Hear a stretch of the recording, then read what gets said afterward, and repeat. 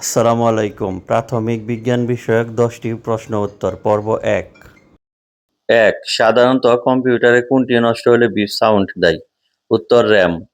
২ পানিতে দ্রবণীয় ভিটামিন কোনটি? উত্তর ভিটামিন সি।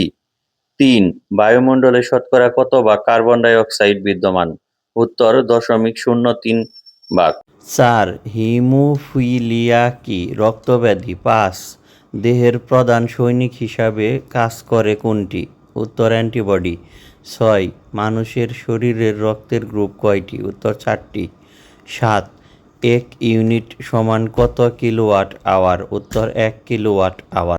৮ তাপ প্রয়োগে সবচেয়ে বেশি প্রসারিত হয় কোন পদার্থ? উত্তর বায়বীয়। ৯ জেনারেটরের কাজ কোনটি? উত্তর যান্ত্রিক শক্তিকে বিদ্যুৎ শক্তিতে রূপান্তরিত করা। ১০ ট্রান্সফরমারে কোনটি পরিবর্তন হয়? উত্তর কারেন্ট ও ভোল্টেজ।